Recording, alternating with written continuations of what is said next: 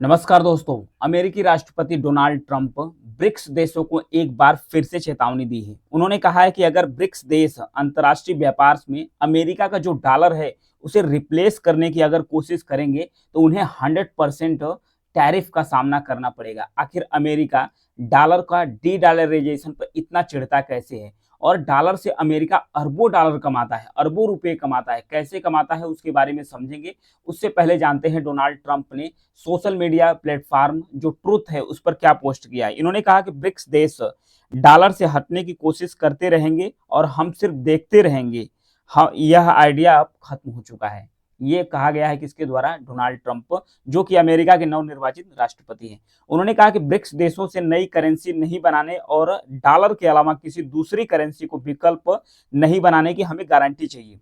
यदि हमें गारंटी मिलेगी तभी, नहीं तो हम जो ब्रिक्स कंट्री है, ब्रिक्स कंट्री पर हम 100% टैरिफ लगा देंगे। इसको अपनी सामान या प्रोडक्ट्स को अमेरिका के अंदर बेचना काफी ज्यादा महंगा पड़ जाएगा और अमेरिका से हर प्रकार का जो व्यापार है वो ब्रिक्स देशों के साथ धीरे धीरे खत्म हो जाएगा। और उन्होंने यह भी कहा कि ब्रिक्स देशों से यह भी कहा कि वे कोई और बेवकूफ ढूंढ ले, हम इतना ज्यादा बेवकूफ अब बनने वाले नहीं है।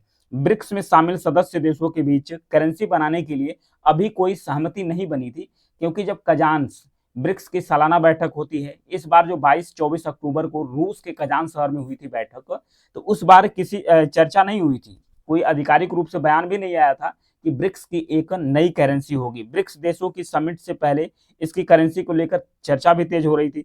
हालांकि समिट से पहले जो रूस के राष्ट्रपति हैं, रसिया के राष्ट्रपति हैं व्लादिमीर पुतिन, तो व्लादिमीर पुतिन के द्वारा कहा कि हम लोगों की तरफ से अभी इस पर किसी प्रकार का विचार नहीं किया जा रहा है कि जो ब्रिक्स की है कोई नई करेंसी आएगी, लेकिन पेमेंट सिस्टम पर जरूर बात हो रही है।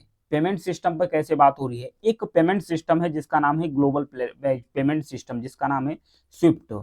इसके माध्यम से जो अमेरिका है अरबों रुपए, अरबों डॉलर्स कमाता है। ये स्विफ्ट किस तरीके से काम करता है आगे इसको देखेंगे।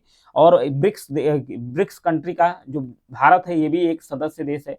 तो भारत ने कहा, ब्रिक्स देशों को ऑफर किया कि जो हमारा पेमेंट सिस्टम है यूपीआई, भारत का यूपीआई पेमेंट सिस्टम है, आप इसका इस्तेमाल करो। पैसे का ट्रांजैक्शन करने के लिए आप हमारे यूपीआई सिस्टम का इस्तेमाल कर सकते हैं। भारत ने ऑफर दिया है।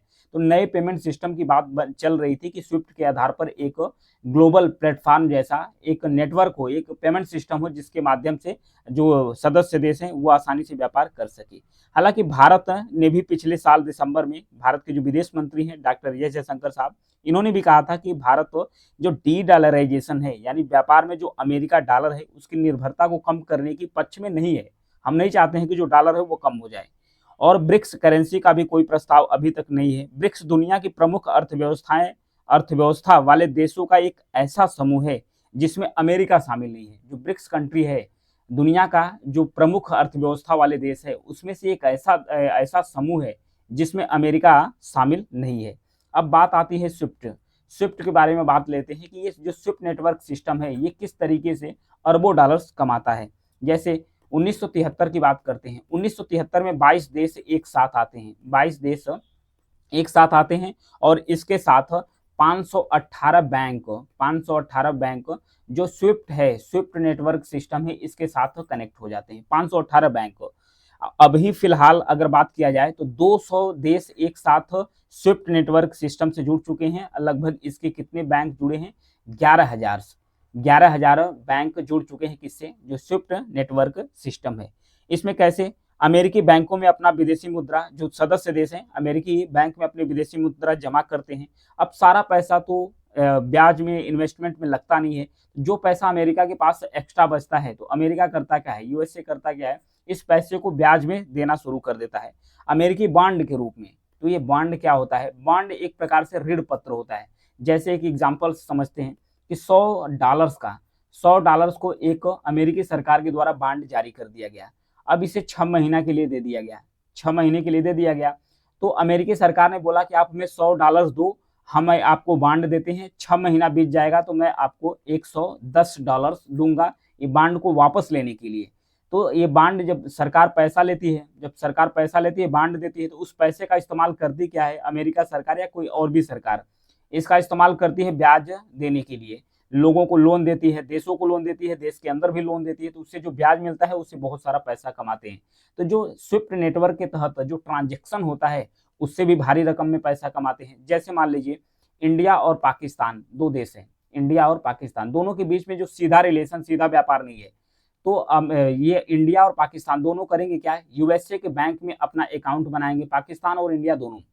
तो जो स्विफ्ट नेटवर्क सिस्टम है इसके माध्यम से दोनों जुड़ जाएंगे। तो भारत के जो व्यापारी है ये पैसा देंगे, मान लीजिए $100 के बराबर ये पैसा देंगे और अमेरिका बैंक में जमा करेंगे, और फिर अमेरिका से डॉलर लेंगे। डॉलर लेने के बाद फिर से इसी नेटवर्क के माध्यम से जो पाकिस्तान का व्यापारी है उसको पैसा वो ट्रांजेक्ट करेंगे पाकिस्तानी रुपए में। पाकिस्तान भी अपना पाकिस्तानी रुपए देकर डॉलर में एक्सचेंज करता है। तो ये जो स्विफ्ट नेटवर्क सिस्टम के माध्यम से पेमेंट्स होता है, इससे अमेरिका जो है अरबों रुपए कमाता है। इससे अमेरिका स्ट्रांग बना रहता है और इसकी इकोनॉमी भी जो है बहुत ज़्यादा बेहतरीन तरीके से काम करती है। तो अब इसी तरीके का जो पेमेंट सिस्टम है, जो ब्रिक्स देश हैं वो भी सोच रहे हैं कि हमारा भी एक पेमेंट सिस्टम हो कि जिसके माध्यम से हम बहुत सारा पैसा कमाएं। लेकिन ब्रिक्स देशों को भारत अपना जो यूपीआई पेमेंट सिस्टम है वो ऑफर किया है कि आप हमारे यूपीआई का इस्तेमाल करो। यदि भारत के यूपीआई सिस्टम का ब्रिक्स देश अपना लेते हैं तो जाहिर सी बात है भारत की जो इनकम है काफ़ी अच्छी खासी बढ़ सकती है। लेकिन मानेंगे नहीं, क्योंकि चाइना है और पाकिस्तान तो अभी इसका मेंबर नहीं बना है। चाइना अपोज करता है इंडिया की किसी भी इनिशिएटिव का, चाइना अपोज करता है। चाइना नहीं चाहता है कि भारत तो चाइना से आगे तेजी से ग्रो कर पाए। तो अब देखने वाली बात यह है कि अमेरिका के जो नए राष्ट्रपति हैं डोनाल्ड ट्रंप अब बार बार धमकी भी दे रहे हैं, चेतावनी भी दे रहे हैं कि अगर कोई करेंसी बनी फिर ब्रिक्स जो डॉलर है, डॉलर के अलावा किसी अन्य मुद्रा में भी ट्रेड हुआ तो भी हम 100% टैरिफ लगाएंगे। अब किस तरीके से वैश्विक व्यापार चलता है और अमेरिका किस तरीके से रन कराता है, देखने वाली बात होगी। Thank you.